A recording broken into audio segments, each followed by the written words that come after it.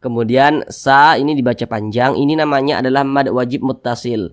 Namun sebelum itu perhatikan terlebih dahulu.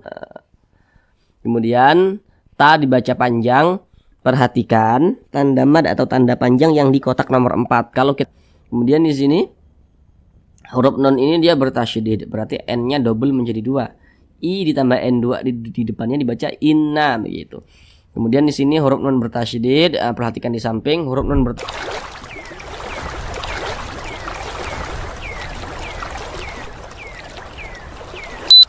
Assalamualaikum warahmatullahi wabarakatuh.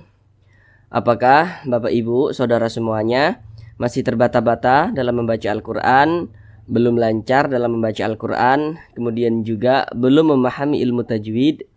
Mari belajar mengaji Al-Quran bersama kami. Akan kami jelaskan tajwidnya dengan pelan-pelan, sehingga dengan penjelasan tajwidnya yang pelan-pelan, maka insya Allah Bapak Ibu Saudara semuanya langsung dapat memahami ilmu tajwid Al-Quran dengan mudah. Kemudian dengan kita memahami ilmu tajwid Al-Quran, maka bagi Bapak Ibu Saudara semuanya yang belum lancar dalam membaca Al-Quran, yang masih terbata-bata dalam membaca Al-Quran, insya Allah secepatnya bisa lancar. Kemudian bagi yang sudah lancar tapi belum memahami ilmu tajwid Al-Quran, maka dengan kita memahami ilmu tajwid Al-Quran, maka bacaan kita akan semakin indah, kemudian juga enak untuk didengar. Namun sebelum itu kami doakan terlebih dahulu semoga Bapak Ibu Saudara semuanya senantiasa dalam keadaan sehat, dipermudah segala urusannya, dikabulkan segala hajatnya, dan senantiasa dilancarkan rezekinya oleh Allah Subhanahu wa Ta'ala. Amin, amin ya rabbal alamin. Baiklah, langsung kita mulai belajar mengaji Al-Qur'annya. Kita kali ini belajar mengaji Al-Qur'an dengan penjelasan tajwidnya yang pelan-pelan, masih melanjutkan kembali pada surah Al-Baqarah ayat 214. Di sini kita masuk kepada bagian yang kedua atau bagian yang terakhir. Karena di surah Al-Baqarah ayat 214 ini kita bagi menjadi beberapa bagian supaya durasinya itu tidak terlalu lama. Karena di sini kami berusaha menjelaskannya itu dengan pelan-pelan supaya Bapak Ibu Saudara semuanya langsung dapat memahami ilmu tajwid Al-Quran dengan sangat mudah. Jadi di bagian yang kedua atau bagian yang terakhir ini kita akan belajar dari masat humul ba'sa sampai orib, sampai akhir bawah ini. Sekarang akan kami bacakan terlebih dahulu dengan pelan-pelan. A'udzu billahi minasy syaithanir rajim. Bismillahirrahmanirrahim.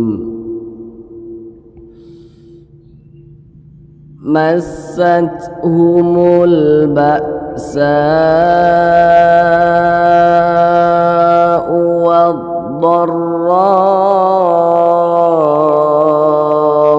wa zulzilu hatta yaqula ar-rasulu walladzina amanu ma'ahu mata nasrullah ala inna nasrallahi qarib. Baik, sekarang kita bahas tajwidnya dengan pelan-pelan. Namun sebelum itu ada beberapa hal yang kami sampaikan di awal untuk lebih memudahkan Bapak Ibu Saudara semuanya dalam memahami penjelasan yang kami sampaikan nantinya. Yang pertama, kalau nanti kami katakan huruf di belakangnya atau huruf sebelumnya, maka yang kami maksud itu adalah huruf yang berposisi sebelah kanan, berarti yang di sebelah sini, sebelah kanan. Kalau nanti kami katakan huruf di depannya atau huruf setelahnya, maka yang kami maksud itu adalah huruf yang berposisi sebelah sini, sebelah kiri. Pokoknya yang arahnya itu sebelah kiri. Yang pertama di sini ada huruf sin yang bertasydid. Di antara seseorang biasanya itu terbata-bata dalam membaca Al-Quran. Di antara penyebabnya adalah masih kebingungan dalam membaca huruf yang bertasydid dan juga masih kebingungan dalam membaca huruf yang sukun.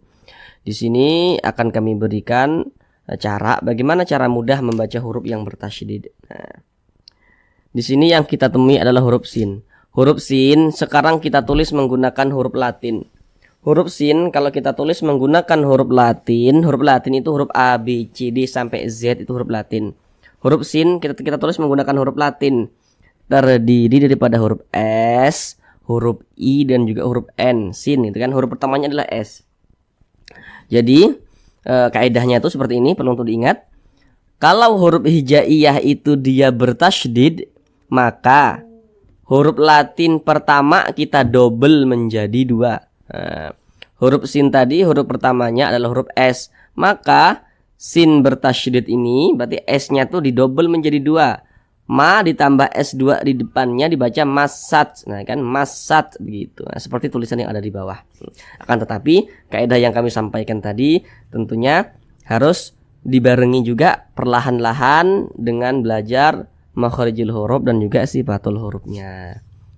Masat. Nah, kemudian di sini ada huruf ta dia sukun. Nah, kalau tadi sudah kami berikan bagaimana cara mudah membaca huruf yang bertasydid, sekarang bagaimana cara mudah membaca huruf yang sukun. Nah, huruf hijaiyah apabila dia sukun ya.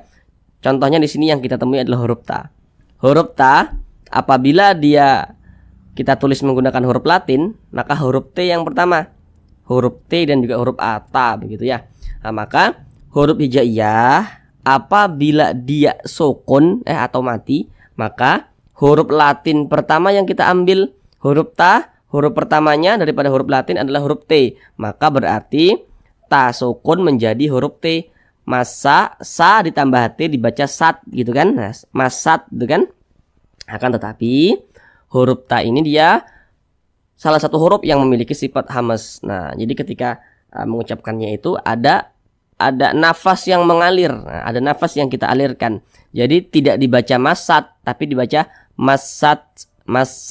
Nah, gitu. Nah, huruf T-nya itu ada aliran nafasnya. Masat. Nah, begitu. Nah, akan tetapi kaidah yang kami sampaikan tadi, kalau huruf bertasydid itu, setiap huruf hijaiyah bertasydid, metode yang kami sampaikan tadi itu, kalau yang bertasydid itu tidak bisa, kurang tepat kalau misalkan kita terapkan pada huruf ain yang bertasydid, pada huruf kha yang bertasydid, ya itu kurang tepat. Tapi itu ada latihan tersendiri, insya Allah semuanya mudah begitu. Kemudian bagaimana cara mudah membaca huruf sukun tadi itu tidak bisa diterapkan pada huruf kha yang sukun, pada huruf ain yang sukun, pada huruf hamzah yang sukun. Nah itu juga kurang tepat kalau diterapkan pada huruf-huruf itu. Tapi semuanya insya Allah mudah begitu. Nah, masat humul. Nah, kemudian di sini ada huruf lam sukun. Berarti lam sukun menjadi L. Humu ditambah L menjadi humul begitu. Nah, humul. Kemudian di sini ada alif lam berjumpa dengan huruf ba. Kalau membaca Al-Qur'an nih berjumpa dengan huruf alif lam. Huruf alif dan juga huruf lam dia jejer begini, ini huruf alif dan huruf lam, maka dikatakan kalau membaca Al-Quran berjumpa dengan huruf alif lam, kita perhatikan di depan huruf lamnya itu huruf apa. Ini huruf alif, ini huruf lam, di depan huruf lam di sini huruf ba. Kita lihat di samping, huruf ba termasuk salah satu huruf qamariyah, maka alif lam berjumpa dengan huruf ba hukumnya adalah alif lam qamariyah. Alif lam qamariyah itu biasa disebut juga dengan izhar qamariyah, karena dia cara membaca huruf lamnya ini dia terbaca dengan jelas begitu. Masat humul ba'sa. Nah, di sini ada huruf hamzah sukun ini. Ini huruf hamzah tanda sukun tuh seperti ini. Nah, ini tidak bisa kita menggunakan metode tadi, tidak bisa. Nah, ini dibaca ba gitu. Ba'sa. Jangan dibaca basat, enggak, tapi ada a-nya di ujungnya tuh. Ba'sa begitu. Masat humul ba sa. Kemudian sa ini dibaca panjang. Ini namanya adalah mad wajib muttasil. Namun sebelum itu perhatikan terlebih dahulu rumus mad tabi'i yang di kotak nomor 3. Kalau kita membaca Al-Qur'an apabila berjumpa dengan huruf alif, ini huruf alif nih yang disambung dengan huruf sin. Nah, kalau kita membaca Al-Qur'an apabila berjumpa dengan huruf alif, kita perhatikan huruf di belakangnya atau huruf sebelumnya. Kalau kita membaca Al-Quran, apabila berjumpa dengan huruf alif, kemudian sebelumnya atau di belakangnya sini, ini huruf alif nih, sebelumnya atau di belakangnya ada huruf yang memiliki tanda baca fathah. Maka huruf yang memiliki tanda baca fathah ini yang berposisi tepat berada di belakang huruf alif atau sebelum huruf alif, maka huruf tersebut dibaca panjang. Baris satu ke atas ini disebut juga dengan tanda baca fathah atau harokat fathah. Makanya ini sa ini dibaca panjang karena di sini ada alif ya, di belakangnya ada huruf yang memiliki tanda baca fathah. Pada awalnya namanya mad tabi'i, kemudian mad tabi'inya itu berjumpa nih dengan huruf hamzah tapi dalam satu kalimat atau dalam satu kata begitu. Maka namanya berubah menjadi mad wajib muttasil, panjangnya itu 5 harokat, 4 hingga 5 harokat. 4 harokat itu kira-kira 4 ketukan, 1, 2, 3, 4. Ketukan itu hanya sebagai sarana saja untuk mempermudah kita dalam belajar. Kemudian ketukannya pun tergantung tempo bacaan kita. Alif lam berjumpa dengan huruf dha. Kita lihat di samping, huruf dha itu termasuk salah satu huruf syamsiah. Maka alif lam berjumpa dengan huruf dha, hukumnya adalah alif lam syamsiah. Alif lam syamsiah itu biasa disebut juga dengan idgham syamsiah. Karena cara membaca huruf lamnya ini dia dibaca idgham. Jadi huruf lamnya ini dia tidak dibaca, langsung masuk ke huruf yang di depannya nih. Makanya di sini kan huruf lamnya tidak ada tanda bacanya. Kalau qamariyah tadi huruf lamnya terbaca dengan jelas. Kalau syamsiah huruf lamnya dia tidak dibaca. Waddarra.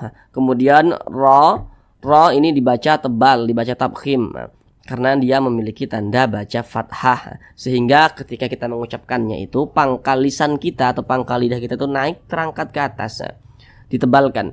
Waddarra. Kemudian ra dibaca panjang, ini namanya adalah mad wajib muttasil lagi.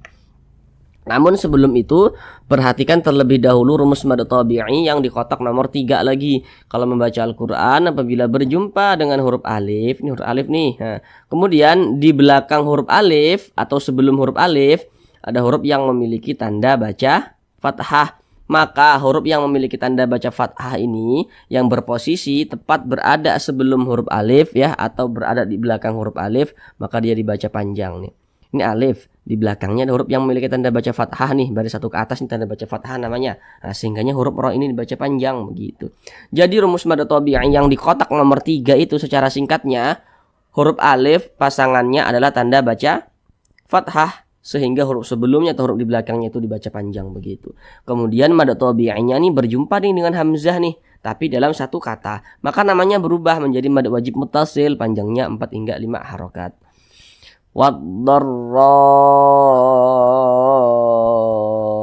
wa zulzilu. Nah, kemudian di sini huruf lam dia sukun, berarti menjadi huruf L. Nah, tadi sudah kami jelaskan kaidahnya di awal. Nah, maka zu ditambah L dibaca zul. Wa zulzilu. Nah, kemudian lu dibaca panjang. Perhatikan rumus mad tabi'i yang di tengah, yang di kotak nomor 2. Kalau kita membaca Al-Quran apabila berjumpa dengan huruf waw sukun, ini huruf waw tanda sukun seperti ini. Membaca Al-Quran berjumpa dengan huruf waw sukun, kita perhatikan huruf di belakangnya. Di belakang waw sukun kita perhatikan ada huruf waw sukun, di belakangnya sini ada huruf yang memiliki tanda baca dhammah. Maka huruf yang memiliki tanda baca dhammah yang berposisi tepat berada di belakang huruf waw sukun atau tepat berada sebelum waw sukun, maka huruf tersebut dibaca panjang. Nah, ini namanya tanda baca dhammah nih yang seperti ini atau harokat dhammah. Ada waw sukun, di belakangnya ada huruf yang memiliki tanda baca dhammah, maka huruf yang memiliki tanda baca dhammah tersebut dibaca panjang, sehingganya lu ini dibaca panjang. Jadi secara singkatnya rumus mad tabi'i yang di kotak nomor 2, huruf waw sukun itu pasangannya adalah tanda baca dhammah, sehingga huruf sebelumnya atau huruf di belakangnya itu dibaca panjang begitu. Mad tabi'i panjangnya 2 harokat. Wa zulzilu hatta. Nah, kemudian di sini hatta huruf ta ini bertasydid. Nah, berarti huruf ta, huruf pertamanya daripada huruf latinnya adalah huruf T. Maka berarti huruf T didobel menjadi 2. H ditambah T2 di depannya menjadi hatta begitu. Ini H ditambah huruf T2 di depannya dibaca hatta. Kemudian ta dibaca panjang. Perhatikan tanda mad atau tanda panjang yang di kotak nomor 4. Kalau kita membaca Al-Quran apabila berjumpa dengan suatu huruf yang di atasnya memiliki tanda baca fathah berdiri atau alif kecil, maka huruf yang di atasnya memiliki tanda baca fathah berdiri atau alif kecil, maka huruf tersebut dibaca panjang. Ini huruf ta nih. Di atasnya ada tanda baca fathah. Tanda baca fathah itu kan dia mereng seperti ini. Tapi kalau tanda baca fathah dia bentuknya berdiri seperti ini, berbentuk alif kecil seperti ini, maka huruf yang di atasnya memiliki tanda baca fathah berdiri, maka dia dibaca panjang. Mad tabi'i panjangnya 2 harokat. Hatta yaku, ku dibaca panjang. Nah, perhatikan lagi rumus mad tabi'i yang di kotak nomor 2. Tadi sudah detail kami jelaskan. Ada huruf waw sukun, di belakangnya ada huruf yang memiliki tanda baca dhammah. Maka huruf yang memiliki tanda baca dhammah yang berposisi tepat berada di belakang huruf waw sukun dibaca panjang. Sehingganya ku dibaca panjang. Mad tabi'i panjangnya 2 harokat. Hatta yaqular rasul. Kemudian di sini ada alif lam berjumpa dengan huruf ra. Nah, kita lihat di samping huruf ra itu termasuk salah satu huruf syamsiyah, maka alif lam berjumpa dengan huruf ra, hukumnya adalah alif lam syamsiyah. Maka huruf lamnya ini dia tidak dibaca, langsung masuk ke huruf ra, ini cara bacanya begitu. Kemudian huruf ra memiliki tanda baca fathah. Huruf ra memiliki tanda baca fathah, berarti dia dibaca tebal, dibaca tafkhim, ditebalkan cara membacanya itu. Jadi pangkalisan kita itu naik terangkat ke atas. Hatta yaqular rasu begitu. Kemudian huruf ra ini kan dia bertasydid nih. Berarti huruf R didobel menjadi 2. Tadi kaidahnya sudah kami jelaskan. Maka la ditambah R2 di depannya dibaca lar rasu gitu. Kemudian su dibaca panjang. Perhatikan rumus mad tabi'i yang di tengah lagi, yang di kotak nomor 2. Kalau membaca Al-Quran apabila berjumpa dengan huruf waw sukun, ini huruf waw tanda sukun seperti ini. Perhatikan huruf di belakangnya.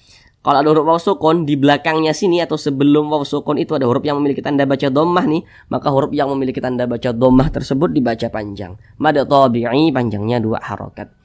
Hatta yaqular rasulu walladzina amanu. Nah, kemudian di sini ada alif lam syamsiyah lagi. Tapi di sini huruf syamsiyahnya adalah huruf lam. Nah, jadi di sini kan ada huruf lam bertasydid nih. Ini kalau diurai maka dia ada 2 huruf lam. Nah, tapi huruf lam yang satunya itu dia tidak ditulis. Nah, makanya dibuat tanda tasydid seperti ini. Maka di sini huruf syamsiyahnya yakni huruf lam. Nah, kita lihat di samping huruf lam itu termasuk salah satu huruf syamsiyah. Walladzi, kemudian di dibaca panjang. Perhatikan rumus mad tabi'i yang di kotak nomor 1 sekarang. Nah, kalau membaca Al-Quran apabila berjumpa dengan huruf ya sukun, ini huruf ya tanda sukun tuh seperti ini. Kemudian di belakang huruf ya sukun ada huruf yang memiliki tanda baca kasrah, baris 1 ke bawah nih disebut juga dengan tanda baca kasrah. Ada huruf ya sukun, di belakangnya ada huruf yang memiliki tanda baca kasrah. Maka huruf yang memiliki tanda baca kasrah yang berposisi tepat berada di belakang huruf ya sukun, maka huruf tersebut dibaca panjang. Ini huruf ya sukun, di belakangnya ada huruf yang memiliki tanda baca kasrah, maka huruf yang memiliki tanda baca kasrah tersebut dibaca panjang. Secara singkatnya rumus mad tabi'i yang di kotak nomor 1 itu huruf ya sukun pasangannya adalah tanda baca kasrah, sehingga huruf sebelumnya atau huruf di belakangnya itu dibaca panjang begitu. Mad tabi'i panjangnya itu 2 harakat. Nah, walladzina amanu, nah begitu. Kemudian di sini a dibaca panjang. Nah, ini adalah huruf hamzah. Jadi perlu untuk kita ingat, kalau kita membaca Al-Quran apabila berjumpa dengan huruf alif tapi dia memiliki tanda baca atau memiliki harokat, maka itu adalah huruf hamzah. Ini alif, di atasnya ada tanda baca nih. Ini alif nih, di bawahnya ada tanda baca nih. Nah, Pokoknya setiap alif yang memiliki tanda baca itu adalah huruf hamzah.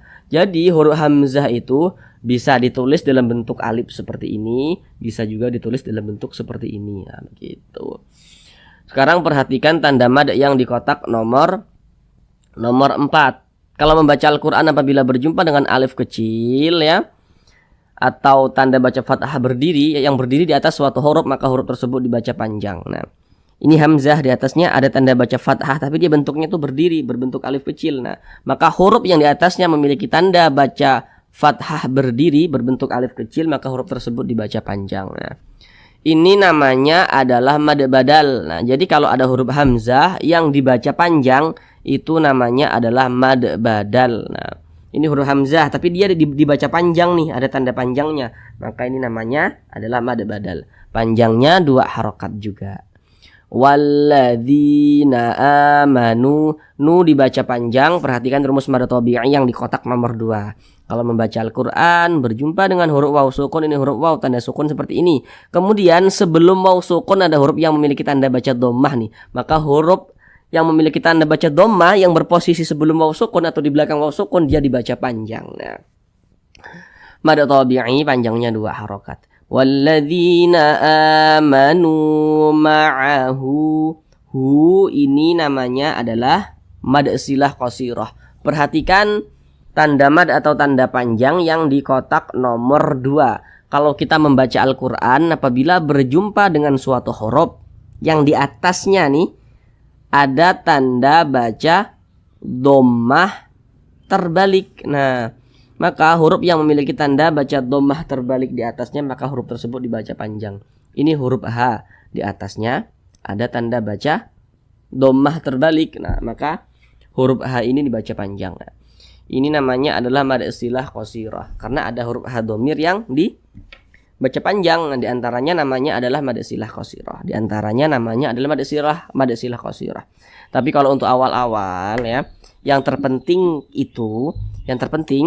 kita paham tanda panjang, kita paham kadar panjangnya. Nama-nama madnya itu nanti belakangan juga tidak apa-apa begitu. Yang terpenting kita tahu tanda panjangnya, kita tahu kadar panjangnya berapa harakat itu kita tahu. Nama-nama madnya belakangan juga tidak apa-apa untuk mempermudah kita dalam belajar supaya tidak ribet ya. Pada silah qasirah panjangnya 2 harakat. Ma'ahu, mata, ta dibaca panjang. Perhatikan lagi tanda mad yang di kotak nomor 4. Kalau membaca Al-Quran apabila berjumpa dengan suatu huruf yang di atasnya memiliki tanda baca fathah berdiri, maka huruf tersebut dibaca panjang.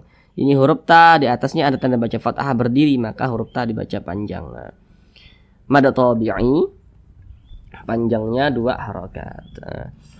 Ma'ahu mata nasrullah. Nah, kemudian huruf ra yang memiliki tanda baca dhammah, maka huruf ra dibaca tebal juga. Tanda baca fathah, tanda baca dhammah, huruf ra itu dibaca tebal. Nah, sehingga pangkal lisan kita itu naik terangkat ke atas ketika kita mengucapkannya ditebalkan. Nah, kemudian di sini ada lafaz Allah. Kalau membaca Al-Quran berjumpa dengan lafaz Allah, kita perhatikan huruf di belakang lafaz Allah atau huruf sebelum lafaz Allah yang memiliki tanda baca. Ini lafaz Allah. Mana huruf di belakangnya yang memiliki tanda baca? Nah, berarti huruf ra ini. Tanda bacanya itu kita perhatikan. Kalau ada lafaz Allah, di belakangnya ada huruf yang memiliki tanda baca dhammah nih atau tanda baca fathah, maka lafaz Allahnya itu dibaca tebal. Di sini yang kita temui adalah tanda baca dhammah, tapi bisa juga tanda baca fathah sehingga lafaz Allah itu dibaca tebal. Makanya ini kan lafaz Allah di belakangnya ada huruf yang memiliki tanda baca dhammah, maka dibaca tebal. Nah, maka dibaca nasrullah, rullah, jangan rullah, jangan, tapi ditebalkan rullah begitu. Kemudian di sini ada alif lam berjumpa dengan huruf lam. Kita lihat di samping, huruf lam termasuk salah satu huruf qamari, huruf syamsiyah. Maka alif lam berjumpa dengan huruf lam, hukumnya adalah alif lam syamsiyah. Maka huruf lamnya ini dia tidak dibaca, langsung masuk ke huruf lam yang di depannya begitu. Kemudian lafaz Allah ini dibaca panjang. Ini namanya adalah mad arid li sukun. Namun sebelum itu perhatikan terlebih dahulu tanda mad atau tanda panjang yang di kotak nomor 4. Kalau membaca Al-Quran berjumpa dengan suatu huruf yang di atasnya memiliki tanda baca fathah berdiri, maka huruf yang di atasnya memiliki tanda baca fathah berdiri, maka dia dibaca panjang. Pada awalnya namanya mad tabi'i, kemudian mad tabi'inya berjumpa dengan huruf yang kita sukunkan, maka namanya berubah menjadi mad arid li sukun. Panjangnya itu boleh 2 harokat, boleh 4 harokat hingga 6 harokat. Yang terpenting konsisten dalam sekali bacaan. Maksudnya konsisten itu ketika kita membaca Al-Quran, apabila berjumpa dengan mad arid li sukun dibaca 2 harokat, maka nanti sampai ke bawah semuanya dibaca 2 harokat. Kalau dibaca 4 semuanya dibaca 4 begitu. Tidak boleh selang-seling. Di atas dibaca 4, di bawah dibaca 2, nggak boleh. Dia harus sama, konsisten. Nah, mana huruf yang kita sukunkan? Huruf H. Nah, ini kan kita baca Nasrullah, rullah, jangan dibaca rullahi, jangan, tapi rullah begitu. Huruf H ini kita sukunkan atau kita matikan. Kenapa disukunkan? Kalau membaca Al-Quran kemudian kita berwakaf atau berhenti tepat di huruf yang tidak dibaca panjang, maka huruf tersebut harus kita sukunkan, harus kita matikan. Nah, huruf H ini tidak dibaca panjang, kita berwakaf tepat di huruf H, sehingga huruf H itu disukunkan begitu. Kemudian di sini ada tanda wakaf, qaf dengan lam yang bermakna al-waqfu aula.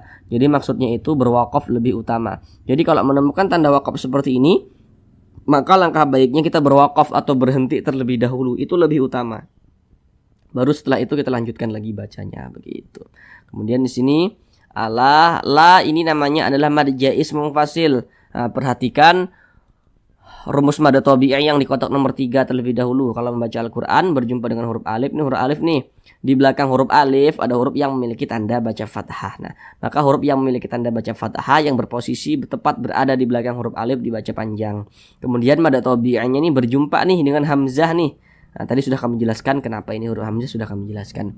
Tapi di lain kalimat atau sudah di beda kata, maka namanya berubah menjadi mad jaiz munfasil. Panjangnya itu boleh 4, boleh juga 5 harokat. Sama dengan mad wajib.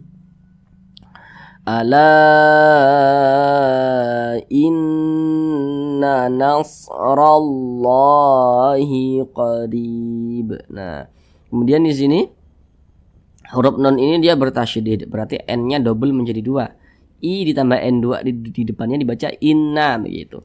Kemudian di sini huruf nun bertasydid, perhatikan di samping huruf nun bertasydid, huruf mim bertasydid itu hukumnya gunnah musyaddadah. Nah, itu catatan kecil di bawahnya itu silakan saudara baca. Itu kami buat untuk mempermudah saudara saja dalam belajar supaya nantinya tidak keliru dalam menentukan hukum. Karena nanti tidak semua nun bertasydid, tidak semua mim bertasydid hukumnya gunnah musyaddadah, tidak semua. Kalau kemasukan nun sukun atau kemasukan tanda baca tanwin. Tapi kalau ada orang bertanya tidak perlu dijelaskan yang bawahnya itu, tidak perlu. Nah, maka ini hukumnya adalah gunnah musyaddadah. Ada nun bertasydid. Nah, panjangnya itu 2 harokat. Jadi digunakan, cara membacanya itu digunakan, kita tahan suaranya, kita panjangkan, panjangnya itu 2 harokat. Inna nasrallahi qarib. Huruf ra yang memiliki tanda baca fathah dibaca tebal, dibaca tafkhim. Kemudian di sini ada lafaz Allah. Sebelumnya ada huruf yang memiliki tanda baca fathah nih, berarti lafaz Allahnya dibaca tebal. Nah, maka dibaca tafkhim juga. Nah, maka ini dibaca rallah, jangan dibaca rolla, jangan, tapi rallah begitu, ditebalkan Allahnya tuh. Kemudian di sini ada alif lam berjumpa dengan huruf lam, kita lihat di samping huruf lam termasuk salah satu huruf syamsiah, maka ini hukumnya adalah alif lam syamsiah. Kemudian di atas sini lafaz Allah dibaca panjang, perhatikan tanda mad atau tanda panjang yang di kotak nomor 4 karena ada alif kecil di atasnya, mad tabi'i. Kemudian di sini qarib, rib, huruf ra yang memiliki tanda baca kasroh dibaca tipis, dibaca tarkik, sehingga pangkal lisan kita itu tidak terangkat ke atas ketika kita mengucapnya, ditipiskan. Qarib, jangan dibaca qarib, jangan, tipis, qarib begitu. Rib ini namanya adalah mad arid li sukun. Namun sebelum itu perhatikan rumus mad tabi'i yang di kotak nomor 1. Ada huruf ya sukun, ini huruf tanda sukun seperti ini. Di belakang huruf ya sukun ada huruf yang memiliki tanda baca kasroh. Nah, sehingga huruf yang memiliki tanda baca kasroh tersebut yang berposisi berada di belakang huruf ya sukun dibaca panjang. Kemudian mad tabi'inya berjumpa dengan huruf yang kita sukunkan, maka namanya berubah menjadi mad arid li sukun. Nah, panjangnya boleh 2, 4 hingga 6 harokat. Yang terpenting konsisten dalam sekali bacaan. Mana huruf yang kita sukunkan? Huruf ba. Ini kita baca qarib. Nah, huruf ba disukunkan. karena kita berwakaf tepat di huruf ba dan huruf ba tidak dibaca panjang, makanya kita sukunkan. Masih sama kaidahnya dengan yang di sini tadi. Nah. Kemudian huruf ba dipantulkan karena dia salah satu huruf qalqalah. Nah, perhatikan di atas huruf qalqalah itu ada 5, salah satunya adalah huruf ba. Ketika dia sukun atau sebab sukun karena disukunkan, maka dipantulkan bacanya. Qarib. Nah, begitu. Dan ini termasuk kepada qalqalah kubra karena dia berada di akhir bacaan, atau dapat kita pahami kalau kita berwaqaf atau berhenti tepat di huruf qalqalah, maka itu dinamakan dengan qalqalah kubra. Baik, cukup sekian pembelajaran mengaji kita pada kali ini. Semoga apa yang kita pelajari supaya tidak lupa, konsistenlah dalam membuka Al-Quran, dalam mengaji Al-Quran. Sempatkan waktu dalam sehari semalam untuk membuka Al-Quran, untuk mengaji Al-Quran, sehingga apa yang kita pelajari tidak lupa. Terima kasih. Assalamualaikum warahmatullahi wabarakatuh.